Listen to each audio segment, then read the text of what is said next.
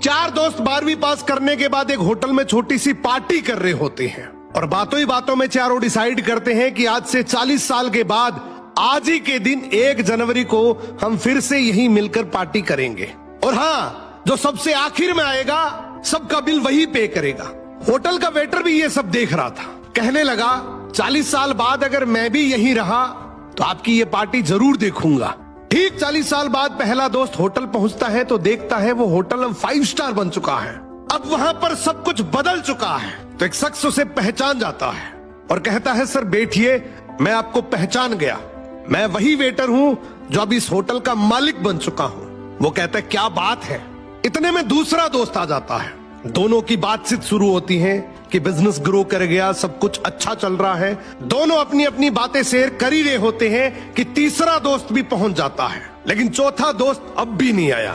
तो जो सेठ होता है वो कहता है आप ऑर्डर कीजिए, मेन्यू में खाना वगैरह सेलेक्ट कीजिए, इतने में आपका दोस्त भी आ जाएगा। अब खाना भी लग गया। वेट करते करते काफी देर हो गई।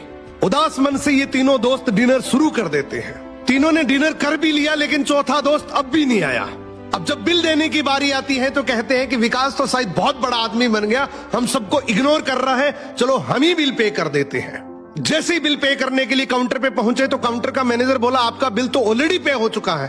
अब तीनों अपने चौथे दोस्त के ना आने की शिकायत करते करते होटल से बाहर निकले ही थे कि तभी एक सरकारी गाड़ी वहां आकर रुकती है।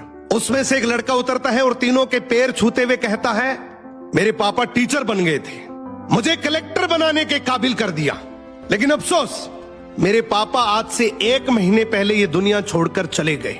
उन्होंने आखिरी वक्त में आपके इस वादे के बारे में मुझे बताया था और कहा था कि जब तीनों पार्टी खत्म कर ले तो उसके बाद तू वहां जाना और पेमेंट वगैरह कर देना।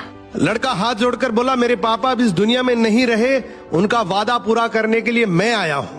अब ये तीनों नम आंखों से रियलाइज करते हैं कि हम 40 साल बाद ही क्यों मिले, 40 दिन बाद क्यों नहीं मिले। स्वप्नों से हमेशा मिलते रहिए, इससे पहले कि कोई आपका अपना ये दुनिया छोड़कर चला जाए, क्योंकि आदमी सिर्फ एक पानी का बुलबुला है।